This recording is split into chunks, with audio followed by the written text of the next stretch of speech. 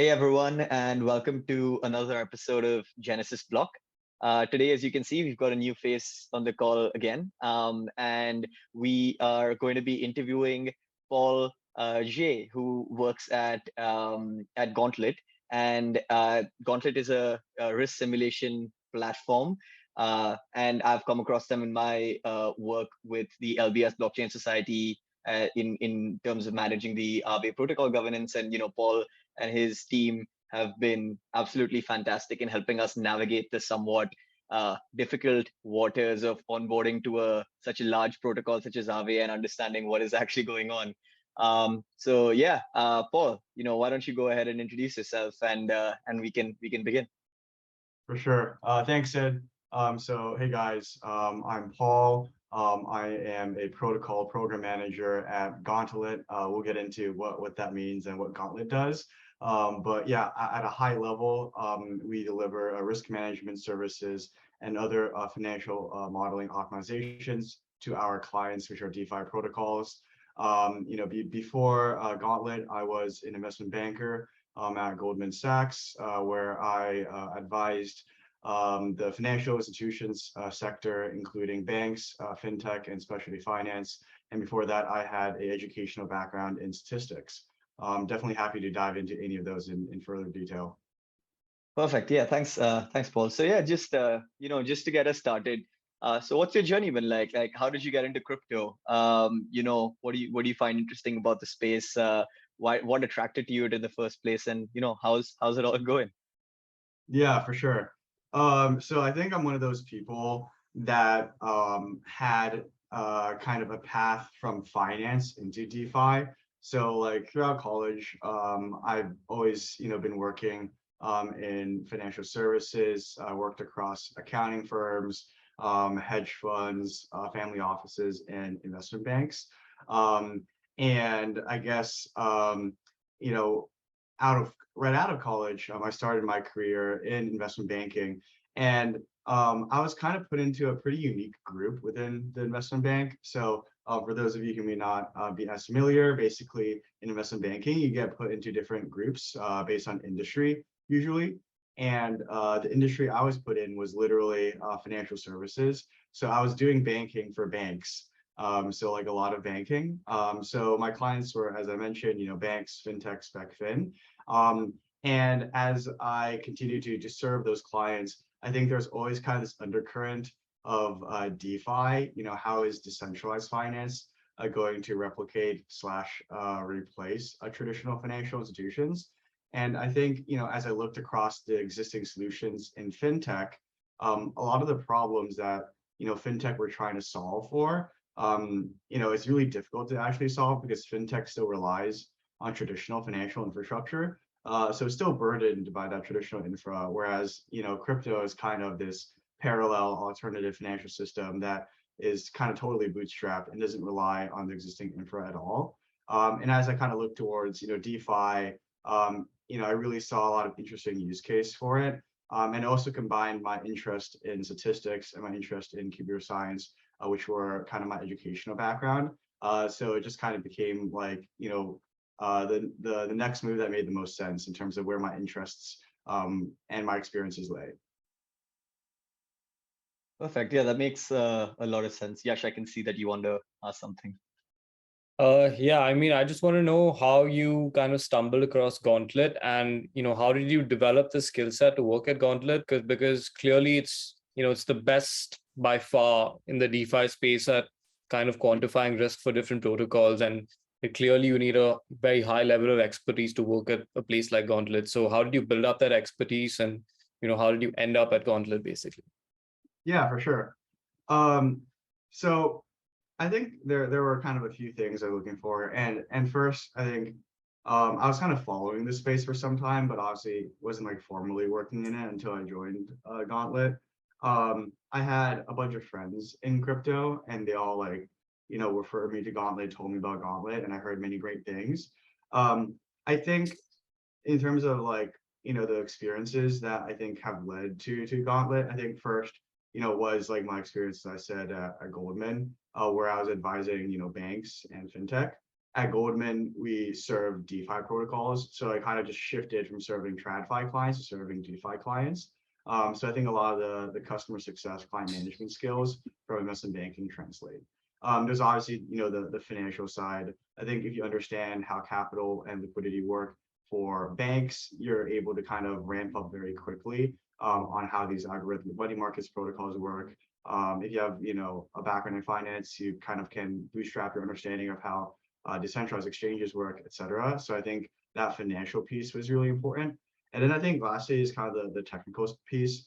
I've always been interested in statistics. One of my most enjoyable experiences in college was writing my senior thesis, which was using machine learning on banking mergers. And I think Gauntlet has a ton of research out there that's available to everyone on how we quantify risk and everything that goes into modeling these different scenarios robustly. So I think the quantitative aspect spoke to me as well, given that this is kind of where I focused on in college. So yeah, I kind of combined a bunch of different interests and skills. Cool. Yeah, I mean, Awesome. obviously makes a lot of sense. So in that sense, right? Do you mind giving a bit of an in-depth view for our listeners into what Gauntlet is? A bit of it on Gauntlet's history, what products you provide, protocols you work with, and what specifically you do for them. So how does your day-to-day look like, and and actually sometimes day to night. Yeah, for sure. So I think at a high level, we are a financial modeling platform that uses off-chain intelligence to drive on-chain efficiency. So what does that mean? Usually in DeFi, a lot of the stuff that's out there, whether it's risk management or optimizing your protocols incentives, this is all at a high level kind of a hard math problem. It is an optimization problem. So we basically run analyses models. We have a platform that does all this to be able to deliver these products. So like for a client like Compound, for instance, our risk modeling platform, which is an agent-based simulation platform specifically, we essentially integrate into many different data sources and do a lot of modeling in order to change risk parameters to optimize for risk and capital efficiency, because risk and capital efficiency are kind of counteracting forces, and this is essentially an optimization problem. So in terms of our history, I think the inception of Gauntlet was writing a lot of research on the space and trying to quantify a lot of things in the space. I think at first we worked with L1s. We did a lot of research on consensus. And then we kind of moved to kind of the DeFi protocol side, on the protocol side. So we wrote like a bunch of papers on, managing risk for, Aave, Compound, and many other protocols. And really, we were like the first ones that like understood, how do like bad debt and insolvency events happen on decentralized algorithmic money markets protocol. And we ran like a lot of math on that. And as a result, we kind of productionized that research into the simulation platform we have. So yeah, that's kind of at a high level what Gauntlet solves. Our main products are risk management and incentive optimization. By incentive optimization, I mean we help protocols decide how many incentives should you give, to which pools should you give incentives, how does that change over time. Again, that's like a math problem that is driven by market data, using elasticity, et cetera, to efficiently balance capital efficiency and revenue for the protocol. So what would I do? I'm a protocol program manager. Essentially, I am like a combination, I think, of product management, solutions architect, and program management. So I work closely across all our different teams, whether it's data science, engineering, product, et cetera. And I work on actually like delivering success to our clients. So I'm the person that kind of understands at a high level view, what is most valuable to our clients, how do we structure our product, how do we build consensus among communities, and I help kind of manage all those moving pieces.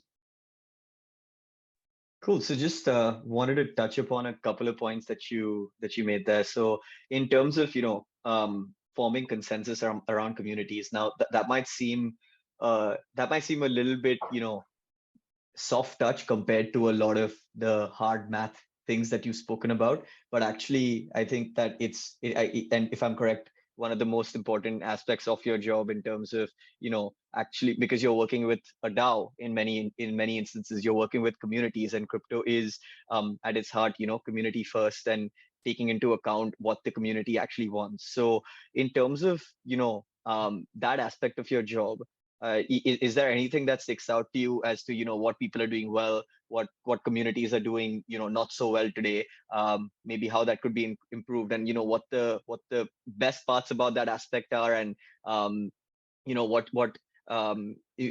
parts about, the community management aspect would you, like to improve, would you, have a bit of feedback on? Yeah, that's a great question. So yeah, I think Gauntlet, we kind of started all this risk management and DeFi stuff, but we also started the B2DAO movement. So we were like, the first kind of at scale B2DAO provider. So we're, figuring that out as we go. I think, at a high level, like, if I were a risk manager at a bank, we just tell the bank what to do, and then they'll just do it. Usually it's like pretty straightforward, but these are decentralized protocols with communities that have very different stakeholders with different incentives and priorities. So it's pretty difficult to kind of balance all that together. And we have to kind of operate within that context when delivering our product. So for example, at times we have to lower collateral factors in order to reduce risk. But obviously that has user experience implications, because if you lower a collateral factor, that may cause the user to be liquidated, right? But at the same time, if you don't lower that collateral factor, if there's a market shock, like the protocol can lose a lot of money. So there's always a lot of trade-offs here, and people have different priorities. So we try to drive consensus and provide the polls for the community to understand, here are the different options that can help us, inform how we deliver our product. So tell us, what is your preference? And all that, can be found, in the forums and elsewhere. I think in terms of governance, what we're finding, and I think something that people generally are agreeing with, is that, it depends on the protocol. But with most open governance protocols, like any change at all takes like around a week or so. Even if these changes are like really small, right? So like, let's say we're trying to change a few parameters, that takes a week to get implemented. And they're all like pretty much unanimous votes anyways. So it's pretty inefficient in that sense, especially when you think about risk management in general. Like, risk management should be more dynamic. You shouldn't like wait a week to like implement these changes per se. So I think protocols are kind of going towards a more streamlined governance frameworks, whether it's, for example, optimistic governance, where like everything gets passed by default unless people vote no. Like this will streamline the governance process a lot more. But yeah, usually we're just trying to do our best to have our own principled view and provide different options to the community when we sense that there may be some disagreements, and present the trade-offs for each option to help the community make an informed decision. That's kind of how we view our role. Awesome. So I kind of wanted to dive further in depth into, exactly what kind of risk metrics, Gauntlet looks at as a whole. So, the question, I guess, is what are the most important metrics y'all look at? How do y'all get to those metrics? And if it's a simulation platform, what exactly are y'all simulating to get like an output, which would be these metrics that y'all track? For right? sure. So, Yeah, great question. I think the metrics in DeFi are pretty DeFi native. And yeah, we in our research, we pretty much formulated these metrics and kind of defined them formally for the first time. But essentially, what do we care about? Basically, as we've seen through market events like Black Thursday, is that when market conditions are very volatile, there can be bad debt on protocols, right? But when everything is nice and fine and liquidity conditions are robust and users are over collateralized, there's a lower chance of these incidents. So basically, you want to understand, when let's say there is a market crash, a flash crash, like a Black Thursday type event, if there is that type of event, how much will our client stand to lose in terms of insolvency? Usually when there's insolvency, and by insolvency, I mean bad debt, and I mean when a user's collateral value is now lower than their borrow value. So now they borrowed more than their collateral is worth, and that difference is essentially a loss to the protocol. So basically, in a Black Thursday event, how much are these protocols going to lose through insolvency? And then there's also liquidations. Liquidations matter less because they're just liquidations, but it's just bad for the user experience in general when there's a ton of liquidations happening. So those are kind of our two risk metrics. It's value at risk, which is insolvency, and liquidations at risk. And to measure that, we basically have to predict, right, in that flash crash, how much VAR and LAR will there be. And in order to do that, there's a ton of statistical variance in like predicting that. So what we do is we empirically estimate it by running thousands of simulations, and then we take a percentile. So like the 95th percentile, this is like how much insolvencies the protocol has. So that's kind of how we measure it. And then on the flip side is capital efficiency, which we measure using a metric called bar usage, which is essentially just how much of a user's borrowing power are they actually using, and that's like a little more straightforward. But essentially, we run simulations to empirically test that. And in terms of like the data, we basically ingest data from a ton of different sources, including from the protocol itself. So we get like the literal like on-chain state of the user's individual borrow and collateral positions. We ingest data on the assets themselves, so like their volatilities, their correlations, which is really, really important. Like correlations are incredibly important because that is a multi-asset borrow, multi-asset lend protocol, usually. And then obviously we ingest like liquidity sources, across both centralized exchanges and decentralized exchanges, because the state of liquidity really matters when it comes to predicting healthy liquidations. So, and after we ingest that, then we run our simulations for price movements. It's correlated multi-geometric Brownian motion model. We have, price impact models, slippage models, gas models, like a bunch of different models that kind of all feed into the simulation. And yeah, hopefully that they gave an overview, but I'm happy to dive into anything. Yeah, that was brilliant. Yeah, that definitely helps. So I think, but following on from, because you mentioned Black Thursday and stuff quite a lot. So in a Black Swan type of event, or even in the majority of events that you see that you have to change risk parameters for, when you see something is getting a lot riskier than something else.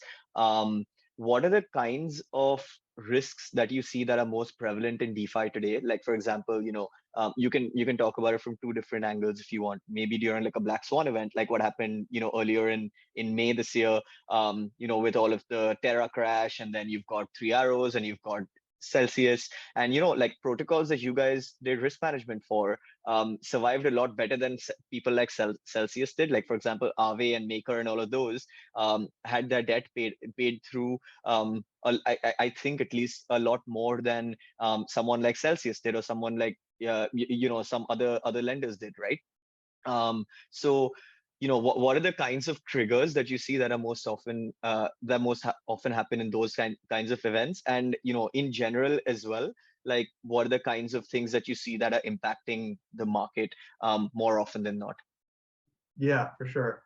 Yeah, so as you mentioned, Sid, DeFi was a lot more robust than CeFi during all those market movements kind of back in May. I think in part it's due to the fact that DeFi is just way more transparent, so we can actually just see on chain what the level of risk is and sort of quantify that. Whereas for CeFi, it's a lot more like behind the scenes. No one really knows like how they're using these products, how much leverage they're actually putting on.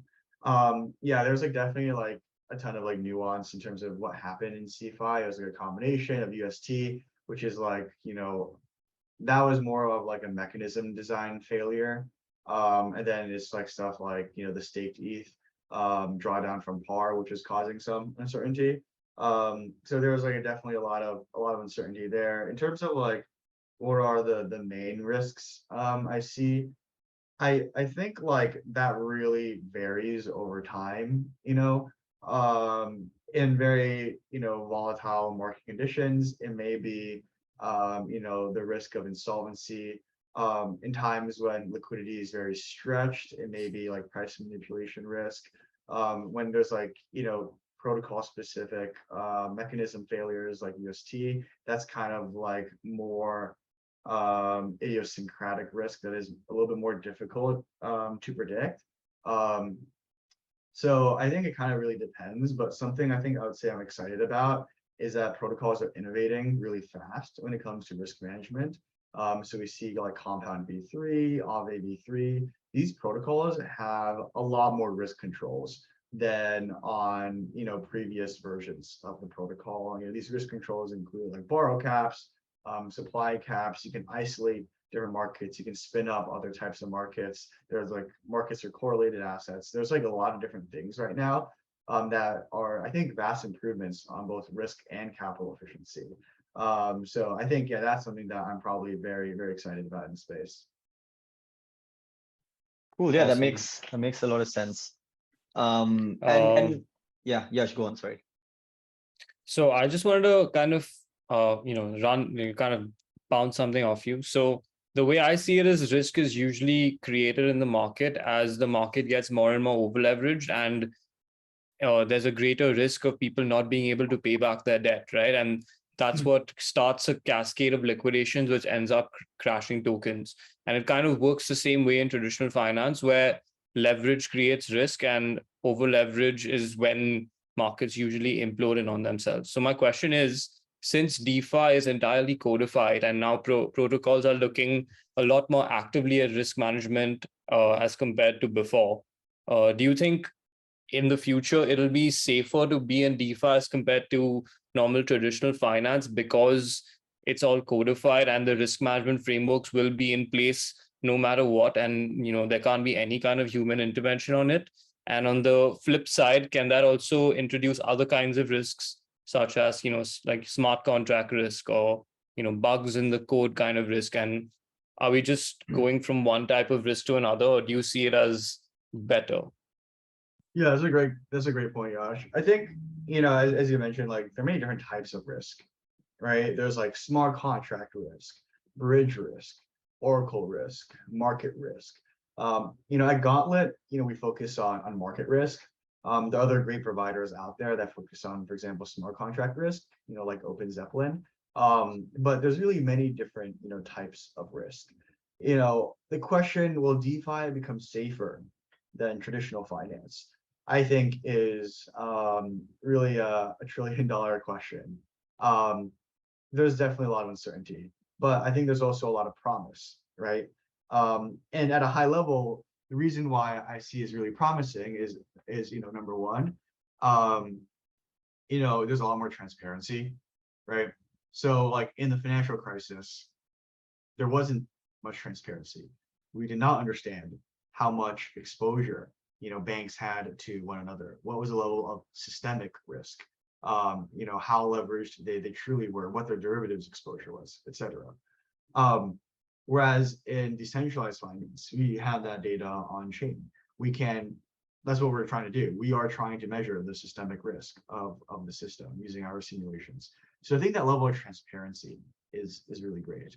I think the level of innovation as well, the speed of innovation is very promising too. Because things are generally open source, people call DeFi money Legos, it's really easy to build on top and innovate. That cycle of innovation, I think, will over time help us as an industry fail really fast and learn from our failures. That's what like innovation is. And I think, when it comes to like the user experience, certainly there's a lot less risk from like the censorship side, right? Like a lot of people, for example, who may have been discriminated in their home countries can't be discriminated on DeFi because anyone can sort of open an account and, no one can just shut your account down like it's, decentralized protocol. So there's a lot less risk from that perspective. there's, no intermediary risk, right? Like banks rely on intermediaries to like conduct their affairs. If there's a failure there, then like, that can put the system risk. But like with blockchain, by default, the technology abstracts away from that counterparty risk. So I think it's like yet to be seen, like what's safe or what's not. Obviously, DeFi introduces new DeFi native risks like bridge risk, like smart contract risk. But at the same time, I am pretty excited about the level of innovation that can, help us solve these problems over time. Cool. And in general, like from your experience, what's been the craziest time you've had working at Gauntlet? Like, for example, I would assume that it's everything that happened in the first half of this year. But then again, like how did you guys deal with it? Because there was obviously so much going on, and everyone was freaking out a little bit about, oh, we're all going to get liquidated. The protocol's not going to have any money back. No one's going to be able to pay us back. How are we going to survive? All of those kinds of questions, right? So as Gauntlet, how did you deal with that? And what was the war rooming essentially? How did it look like? And yeah, what was the experience like? Yeah, a lot of war rooms. In risk management, there are always a lot of war rooms, especially, in a space as dynamic as DeFi. I think how do we deal with it at a very high level?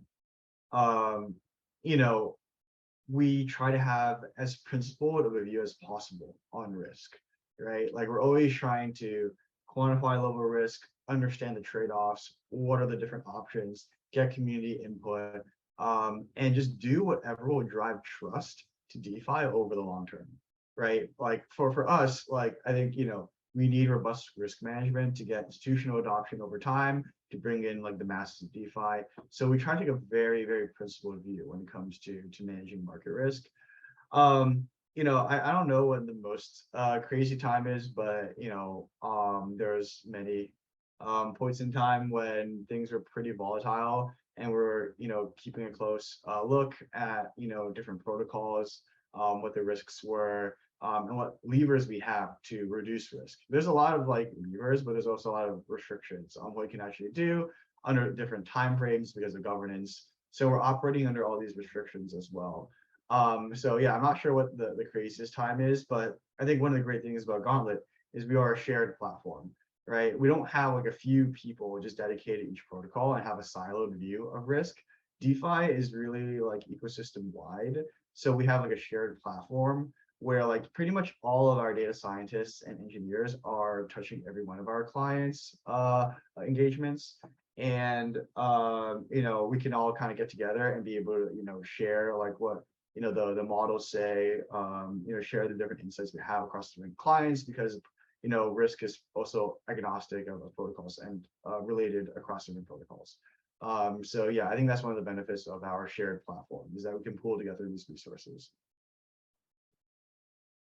So I think I have a really basic question, which I'm shocked we kind of didn't ask earlier, but how exactly does Gauntlet monetize? Do y'all DAOs and the DAOs kind of contract y'all, or is it a subscription-based service where they get access to your platform for a monthly fee? How exactly do y'all monetize your platform?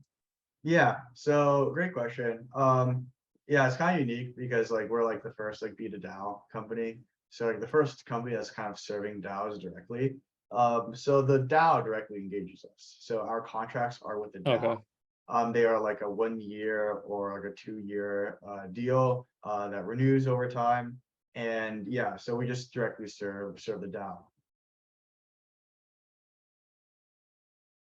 Oh, yeah, that makes sense. And in terms of, uh, obviously you guys are the pioneers in this space in terms of risk management and DeFi and all of those kinds of things.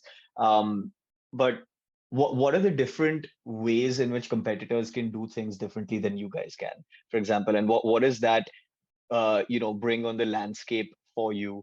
Like for example, why is the Gauntlet solution always, well, not always, but why is the Gauntlet solution the one that protocols and DAOs should go to, rather than going to someone else? Yeah. I think, you know, at the end of the day, our track record is on chain. You can like see that our, you know, clients, you know, don't experience insolvencies from market risk. While we also increase capital efficiency. So like we're able to like increase capital efficiency and our clients like don't experience like insolvency. Like that is, I think, pretty you know, stark evidence of our performance. Yeah, frankly, I haven't seen any other providers do anywhere near the level of research we've done on the space, nor the level of track record we have across many different, you know, clients.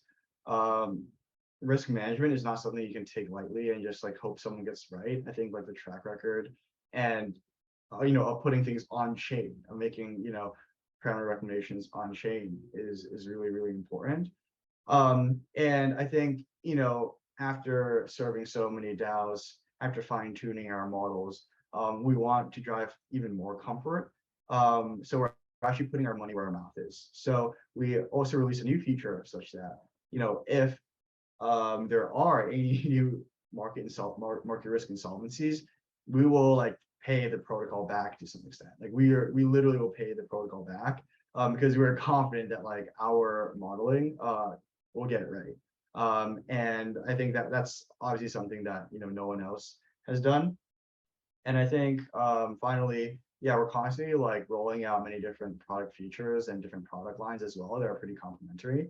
So for example, we also just wrote out this like DAO treasury management protocol that is really hand in hand with risk management because it allows for, you know, insolvency refunds. It allows for DAO treasuries to be able to more robustly withstand insolvency events, meaning that overall DAOs can become a lot more capital efficient if the amount of, you know, capital they need to hold is now lower because it's managed more robustly.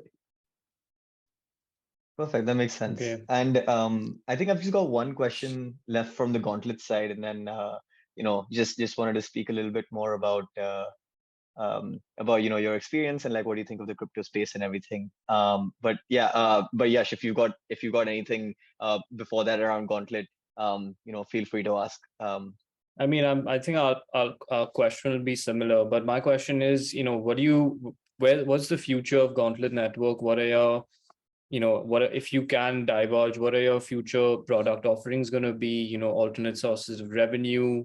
Do you all want to maybe somehow, you know, not escape, but branch out of DeFi into other, you know, aspects of crypto because it's such a wide field and there's, you know, so many different types of industries that blockchain tech is touching. So what's the future of Gauntlet? Yeah, For and I think sure. mine is a little bit similar to that, so I'll just tack on to it. So mine is just going to be around, you know, the Era product, because I saw a little bit about the treasury management product that you guys are launching called Era, and you know, just wanted to understand a little bit more about that, what the need for such a product in the market is, and yeah, and then just add on to Yash's question. Yeah, for sure. So I think, you know, bird's eye view is our like roadmap is, you know, tied to our mission. And our mission, you know, as I sort of mentioned a little bit, was we are kind of, you know, off-chain intelligence to drive on-chain efficiency. And overall is to drive adoption DeFi. You know, in the more near term, as Sid mentioned, we have this product called Era, which is spelled AERA, AERA, and that's like a DAO treasury management protocol. So like the problem is that DAO's treasuries are very difficult to manage because there are many kind of, you know, conflicting, you know, I guess community sentiment around how to use it, how to manage it. DAO governance is very slow, so actually managing it is very difficult.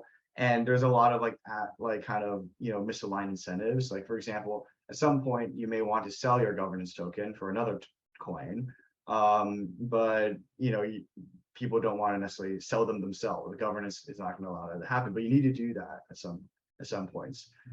As a result, you know, the treasuries as it relates to covering insolvencies is really like the correlations are the worst possible outcome. So like when there are insolvencies, the governance token is probably going to take a hit. And if you're using the governance token to backstop insolvencies, that is a really precarious position for you to be in. When you need it the most, that's when you don't have it. At the same time, in bull markets, you want to, capture the upside. So essentially what ERA is like a protocol that solves for these issues where like client protocols can deposit some amount of money, and it's like a one-click solution. So like as soon as the DAO decides to allocate money to ERA, they allocate money to ERA. They can define their own objective function, meaning like what are their goals. So for example, like in bull markets, I want to do this. In bear markets, I want our funds to cover X%, X times insolvencies, etc. And all this data is on chain. So you can actually very easily see how the fund is performing relative to the objective function. And then you have like different submitters. You have people who are competing to provide recommendations to like manage that pool of capital. So maybe like, oh, you want to sell X token for Y token, whatever. And they're trying to optimize that pool in accordance with the objective function. And if they do a good job, then they are rewarded with fees. And if they don't do a good job, they are slashed.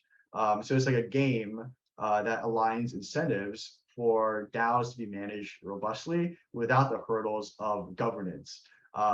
So over the long time horizon, if you can manage that risk capital more efficiently, then you can become more aggressive and more capital efficient in the protocol overall, because you're more confident that any insolvencies will be covered by this fund that is being actively managed. So that's kind of our like near-term thing that we launched already. We're like on stage 1 of our launch, is like a multi-stage launch where we have the white paper out. We like have been seeing a lot of interest from clients, but we can't take every client in now. We're trying to start a bit smaller. And then I think over the long term, we're really trying to drive institutional adoption, and I think we're really well poised to do that.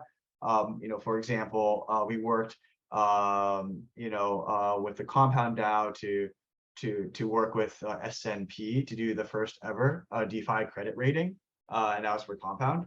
And a lot of people from our team have backgrounds in traditional finance as well.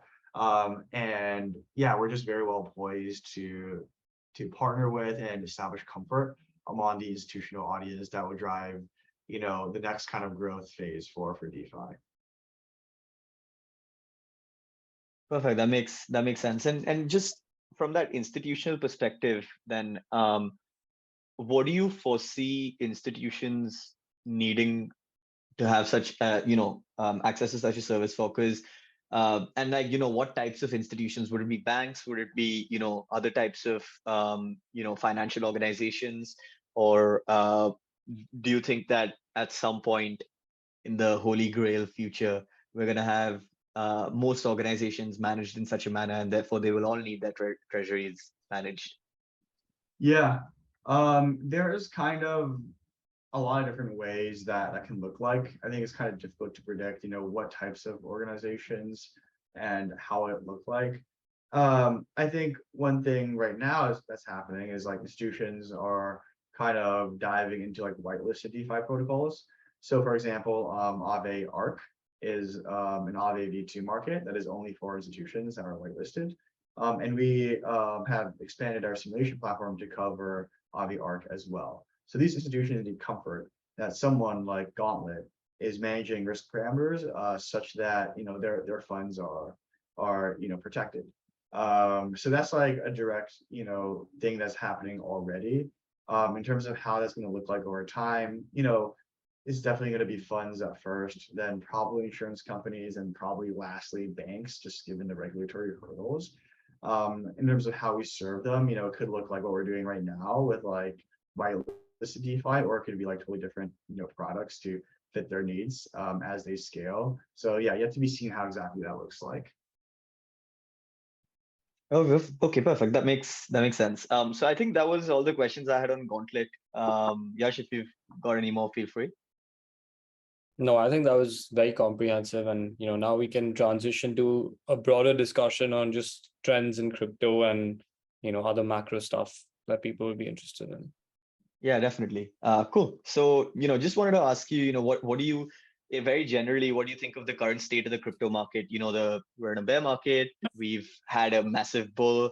Lots of different factors revolving around crypto. Lots of things that we've seen have not worked. Many things that we've seen have worked actually. And from your perspective, what are you the most excited about? And what are the coolest protocols that you've seen that are building? That you might want to call out. What are you excited about? Yeah, for sure. We're in the bear market. I think bear market is the best time to build. I think like with the initial like ICO craze back in the day when that's a bull market, there wasn't really that much exciting things being built. But I think in this bear market, we're actually seeing a ton of innovation and people are building like pretty interesting stuff. And like kind of iterating on like existing products at least. We're seeing obviously a lot of stuff with zero knowledge and different chains coming up, like Aptos, etc. So I think we're seeing a lot of interesting things get built.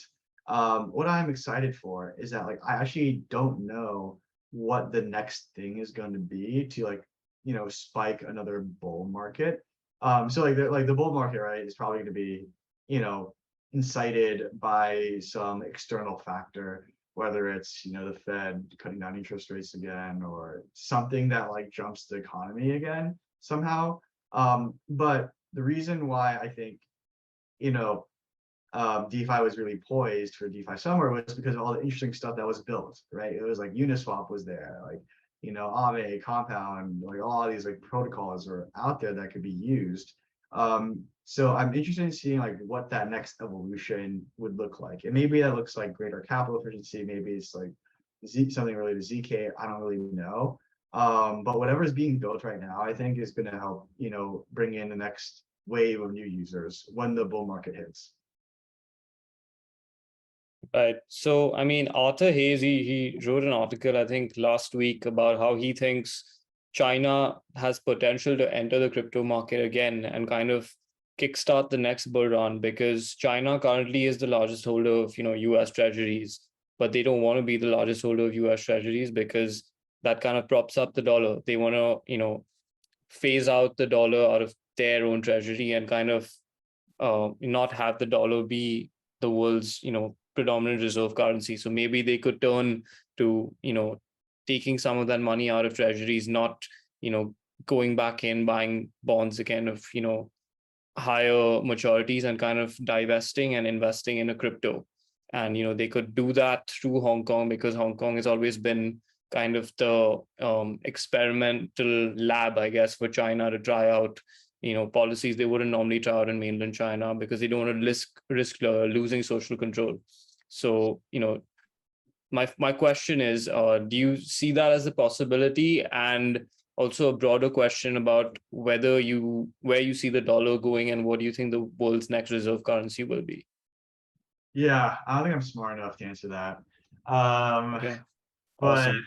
so I'm not, so my guess would be like, look, I think it would be awesome if like China goes into crypto. If you like flood the market with that much liquidity, I'm sure that's gonna do some great things to the market, in some extent. So would definitely love to see more TVL there. In terms of like the next like reserve currency, like no idea. Obviously the dollar is like pretty supreme right now. I think CBDCs may have some level of impact there. Like whatever country like goes out in front with their own digital currency that can be used more globally. That's gonna probably have some effect on what's going to be kind of the next global reserve currency. Is the next global reserve currency going to be DAI? I'm not really sure, but like even like stable coins like DAI, like I think to some extent they still support the US dollar, given that it's like denominated in US dollars. But yeah, I wish I knew the answer to that, but I'm just not smart enough to predict that from a macro lens. Yeah, I think it's a yeah. question that a lot of us have been trying to answer for a decent amount of time. And I think it actually got kickstarted a lot more when Ray Dalio's book came out and everyone was like, oh my God, long-term debt cycle, everything is lining up. And then, narratives change, the dollar becomes stronger, but does that really mean, longer term is stronger. Again, like a lot of different variables that yeah, very difficult to predict. Very difficult to know what an ideal form of currency is as well. So, there's quite a lot there's quite a lot of, gray space, right? There lot of big design space, but also a lot of, questions. Yeah, Um, definitely a lot of yeah. exciting things happening. Like we're in like this like exciting time where we're like not really sure what's gonna happen in the industry. And like for people who are like, in the space now, like they have the opportunity to help shape that, right? So I think it's like a great time to kind of get in and be a part of the early journey. Yeah, 100%. Yeah, I had like one more question for you very specifically about DAOs and governance. So gonna break it up into two because you've worked a lot with DAOs and obviously had to deal a lot with DAO governance. Right. So, so what do you think of the current state of DAOs? Because obviously it is still really, really like, I mean, as early on as it can get with DAOs, right? And it's a novel form of organizing human beings and getting them to work together. So obviously there are a lot of teething issues. So according to you, what are the biggest teething issues with that DAOs are facing today? And secondly, in terms of governance mechanisms, what do you think their teething issues are?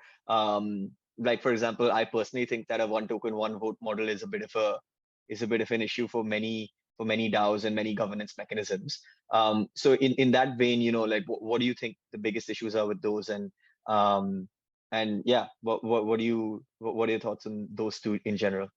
Yeah, it's very, very early in DAO governance. Like we're just trying to figure it out. I think one problem is how do you like incentivize contributors to contribute? Like how do you like get talent right into your protocol across different types of functions, whether it's risk, business strategy, um, partnerships, whatever. I think that's a problem. And then it's like how do you coordinate those talented people? How do you like kind of implement the governance structures that protect kind of the um, tenets of decentralization while also allowing for efficiency, which we're finding a ton of problems with. Like, how do we actually become efficient as a DAO? And it's like, how do we actually become efficient and decentralized? Because a lot of DAOs aren't actually, they call themselves DAOs, but they're not very decentralized. So yeah, I think it's like very early stage, in terms of like, one token, one vote. I don't really have any strong thoughts on that. I haven't really done too much research into that exactly.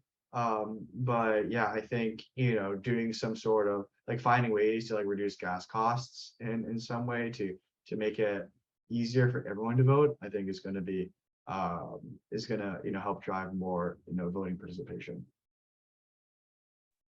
And do you think in some ways that DAOs are kind of things getting over cryptofied, and that a traditional corporate structure has worked for the last few centuries for a reason, because it's efficient, right? Everyone kind of knows their roles and things can move a lot quicker in a top-down corporate structure. So do you think DAOs are the best way forward to organize humans, or it's just kind of creating a solution for which we never had a problem ever? Yeah, I think it's always that was trying to solve different problems.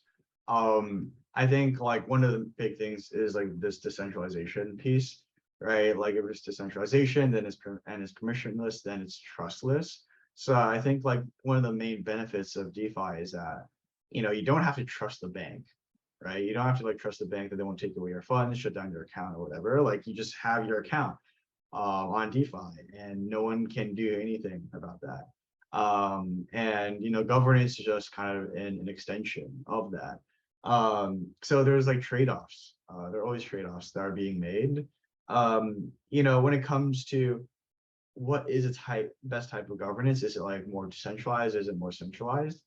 I think that's really depends on the problem.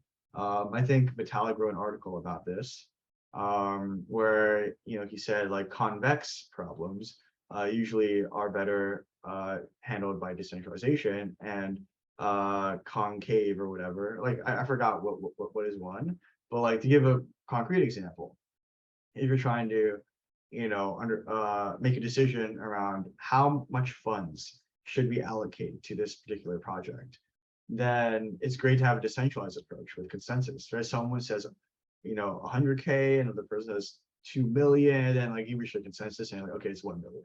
That makes sense. But when it comes to something that is more nuanced, where where a blend of two options is worse than either of those options individually, then you shouldn't have decentralization as decision making. For example, should basically you can either do nothing. What the two options could be, you can either do nothing, or you can pause borrowing on this asset and increase its liquidation threshold.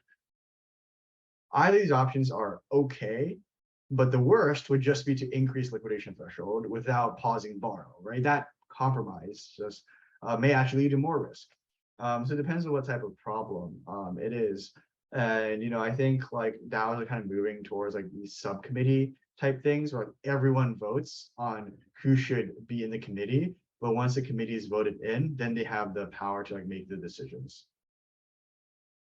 Yeah, and I Right. guess So it that becomes, mirrors, yeah, you yeah, were it going to say. mirrors traditional government, I guess. And it kind of also plays into the, the analogy that people use about crypto, that, different protocols aren't exactly, like companies. They looked at more as like countries, with different countries kind of trading with each other, whatever.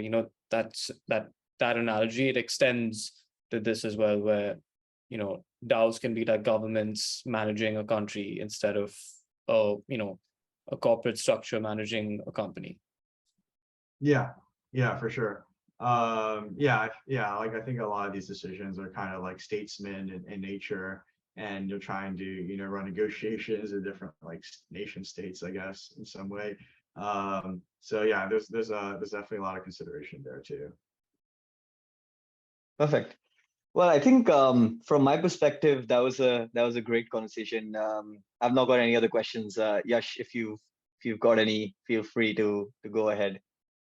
Yeah, I guess just one last question, or more like a statement, I guess. The best way I see for DAOs to evolve would be in the beginning, you have the core team that, it develops the protocol, it reaches product market fit. And once it reaches product market fit, then you can think about decentralizing, and, the token can come in and help it intrinsically scale as well. So I guess protocol should first think about finding product market fit and then think about creating a DAO and decentralizing, because a DAO is only useful when the protocol has enough scale for people to want to actually go and vote for something, right? If it hasn't reached product market fit, it's kind of much ado about nothing by having a DAO, right? Yeah, I think you really kind of hit the nail on the head there. In some ways, I think, yeah, there's like definitely a path forward to decentralization, and it should be a staged path forward, right? Not only do I think there's a need to be initial product market fit, but you need to have, that bootstrap community of contributors and people who are voting and people who are like, having the DAO's best interest at heart. So, maybe you do a scaled approach, right? Instead of like open governance, you have like snapshot votes, for example, at the beginning. And we're just trying to see like how many contributors we have that are actually voting, that are actually involved in governance. And once you kind of achieve that scale and that community, now you can, think about, electing different committees with people who are specialized in different areas. And then over time, figure out how the decentralization looks like. But yeah, it shouldn't just be like, something happened, now we click a button and everything's now a DAO. It should be kind of a scaled approach. And I think one problem too is that like, maybe a product has found product market fit, but the market changes really fast. And there's a need to be constantly innovating, which is why you need to have contributors that are innovating on the existing protocol. So again, you have to just like, bootstrap that community that will like make sure that protocol keeps moving forward. Yeah, really well said. Perfect. Yeah, so I think that's it from us on this episode of Genesis Block. Paul, so much. That was amazing. Thanks so much for jumping on and giving us an insight into your experience at Gauntlet. And it's so interesting what you guys are doing, and it's been a lot of fun working with you. to date. So yeah, looking forward to speaking soon again, and good luck for everything. And thanks for jumping on. Yeah, likewise. This was a great call. Thanks for hosting. Cheers. Thanks, Absolutely. guys. Thanks a lot, Paul. See you Cheers. everyone. Have a good one, guys. Thanks. Bye. Yeah.